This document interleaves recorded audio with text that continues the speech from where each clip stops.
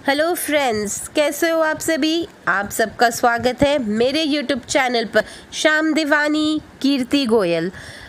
दोस्तों, आज हम करेंगे क्लास 10th की इंग्लिश बुक का chapter 4 from the diary of Anne Frank part 2। Part 1 के अंदर मैंने आप लोगों को दिखाया था कि कहाँ पर एना फ्रैंक पैदा हुई और उसको कैसे कॉन्सेंट्रेटेड कैंप में ले जाया गया। एना फ्रैंक की एक आदत थी, वो एक डायरी मेंटेन करती थी। वह डायरी उसको 13th बर्थडे पर मिली थी। एना अपनी ज़िंदगी के सारे किस्से उस डायरी में लिखती थी और आज हम उसकी ज़िंदगी का एक और मज़ेदार किस्सा देखने वाले हैं, जैसा कि मैंने आपको पार्ट 1 में बताया था। इस वीडियो को एंड तक ज़रूर देखना और आपको डेफिनेटली मज़े आएंगे। अगर आपने पार्ट 1 नहीं देखा है तो डोंट वरी, पार्ट 1 का लिंक मैंने डिस्क्रिप्शन बॉक्स में दे दिया है, आप वहाँ से पार्ट 1 देख सकते हैं। आइए स्टार्ट करते हैं। क्योंकि अगर मैं एकदम लिखना शुरू कर दूं तो कोई भी व्यक्ति मेरे द्वारा किट्टी को कहे गए कोई भी शब्द को नहीं समझ पाएगा। अच्छा होगा अगर मैं अपने जीवन का ब्रीफ स्केच दूं, लेकिन मुझे ऐसा करना अच्छा नहीं लगता। मेरे पिताजी, जो मेरे द्वारा अब तक के देखे गए पिताओं में से सबसे प्रिय थे, उन्होंने अब तक शादी नहीं की जब तक कि वो 36 साल के नहीं हुए और मेरी माँ 25 साल की नहीं हुई।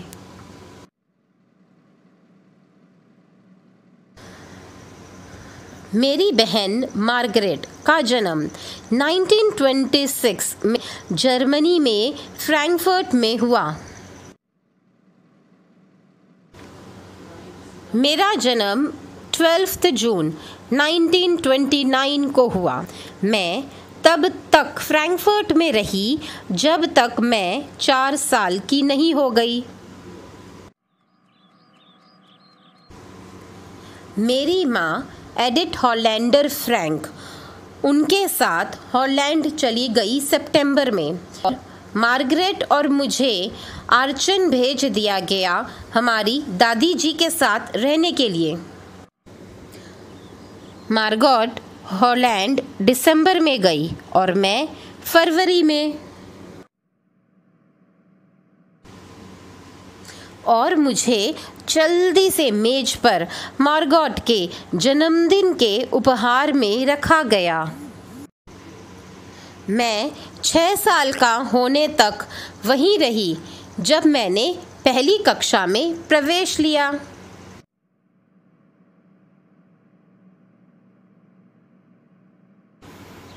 छठी कक्षा में मेरी अध्यापिका थी मिसेस क्यूपरस, मेरी मुख्य अध्यापिका भी थी।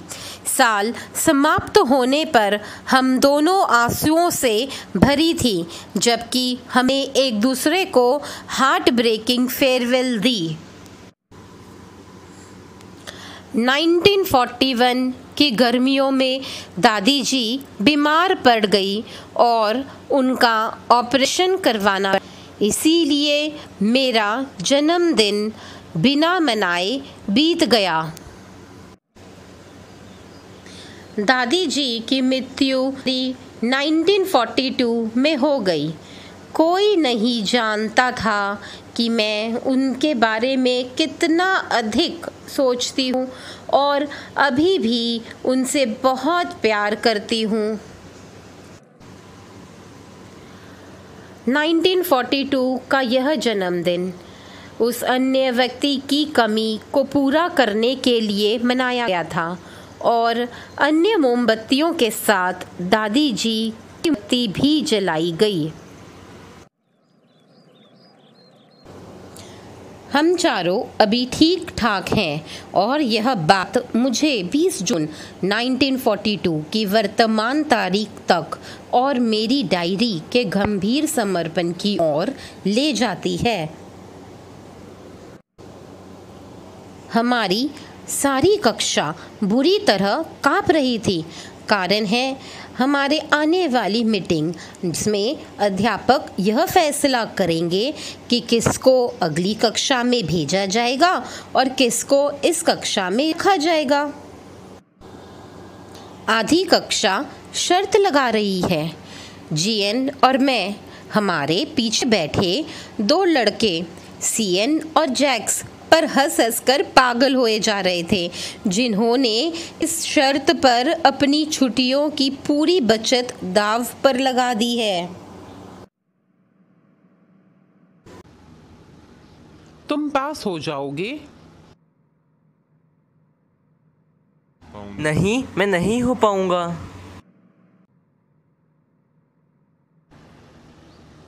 हाँ, तुम हो जाओगे। नहीं, मैं नहीं हो पाऊंगा।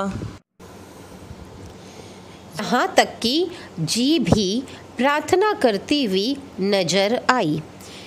मेरे गुस्से से फूट पड़ना भी उन्हें शांत नहीं कर सकता। अगर तुम मुझसे पूछो तो इतने बुद्धू छात्र हैं कि लगभग 1/4 कक्षा को इन श्रेणी में हम रख सकते हैं। लेकिन अध्यापक इस दुनिया में सबसे अधिक ऐसे प्राणी हैं जिनके बारे में अनुमान नहीं लगाया जा सकता। मुझे अपनी और अपनी सहेलियों की अधिक चिंता नहीं है। हम पास हो जाएंगे।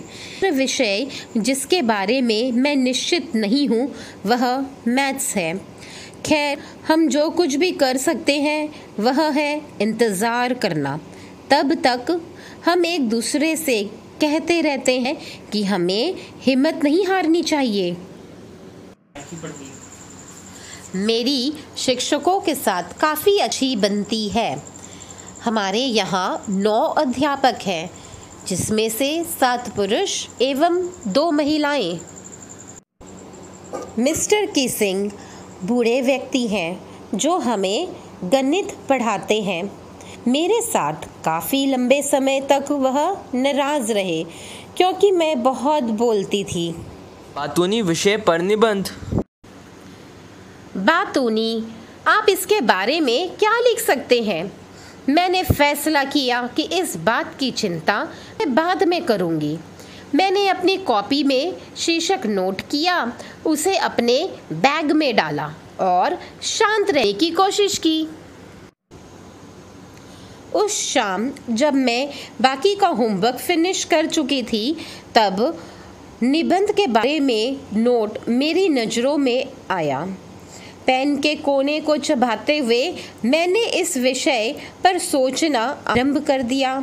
हर व्यक्ति इधर उधर की बातें बोल सकता है और शब्दों के बीच में बड़े बड़े खाली स्थान छोड़ सकता है, मगर असली बात थी कि बात करने की आवश्यकता को सिद्ध करने के लिए विश्वासपूर्ण तर्क दिया जाए।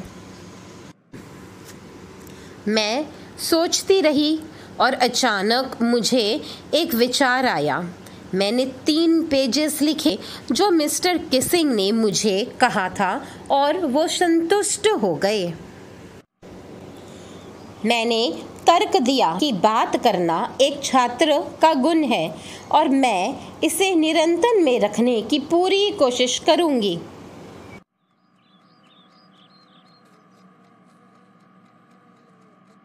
लेकिन मैं अपनी इस आदत को पूरी तरह से दूर कभी नहीं कर पाऊंगी, क्योंकि मेरी माँ अगर अधिक नहीं तो कम से कम इतना जरूर बोलती थी जितना कि मैं बोलती हूँ, और आप विरासत में मिले गुणों के बारे में अधिक कुछ नहीं कर सकते। मुझे इस तर्क को पढ़ के बहुत हंसी आई। लेकिन जब मैं अपने अगले पाठ के बीच में बोलने लगी तो उन्होंने मुझे दूसरा निबंध दे दिया। इस बार इस विषय पर एक ठीक न हो पाने वाली बातूनी लड़की। मैंने ये भी लिख कर दे दिया और मिस्टर सिंह के पास अगले 2 पाठ तक मुझे शिकायत करने के लिए कुछ नहीं था, लेकिन तीसरे पाठ के दौरान उनका धैर्य जवाब दे गया। एने फ्रैंक, मेरी कक्षा में बात करने के लिए तुम्हारी सज़ा है कि निबंध लिखो। क्वैक क्वैक क्वैक, मिस बातूनी ने कहा। कक्षा जोर जोर से हंसी। मुझे भी हंसना पड़ा, लेकिन बातूनी लोगों के विषय पर मेरा ज्ञान खत्म हो गया। अब समय था कि मैं कुछ और लिखूं, कुछ ओरिजिनल। मेरा फ्रेंड सैन, जिसकी कविता अच्छी थी, उसने पेशकश की कि वो सारे निबंध को शुरू से लेकर अंत तक कविता के रूप में लिखने में मेरी सहायता करेगा। मैं खुशी से कूदने लगी। इस हास्यास्पद विषय के द्वारा मिस्टर किसिंग मुझ पर मजाक करने की कोशिश कर रहे थे, मगर मैं निश्चित रूप से उन पर मजाक करूंगी। मैंने अपनी कविता पूरी की और यह शानदार थी। यह एक बत्तख माता एवं हंस पिता के बारे में थी, जिनके बच्चे थे और जिनके पिता ने उन्हें चबाकर मार डाला क्योंकि वह अधिक बोलती थी। सौभाग्यवश मिस्टर किसिंग ने मजाक को सही रूप में लिया। उन्होंने कविता को पूरी कक्षा में पढ़ा, उस पर अपनी टिप्पणियां भी जोड़ी और उन्होंने अन्य कक्षाओं में भी पढ़ा। उसके बाद से मुझे बात करने की इजाज़त है और कभी एक्स्ट्रा होमवर्क भी नहीं मिलता। इसके विपरीत आजकल मिस्टर किसिंग सदा मजाक करते हैं। प्यारे बच्चों, अगर आपको ये वीडियो पसंद आई तो please do like, share and comment on this video, and also subscribe my channel. Click on the bell icon to get all the notification regarding my videos. Thanks for watching.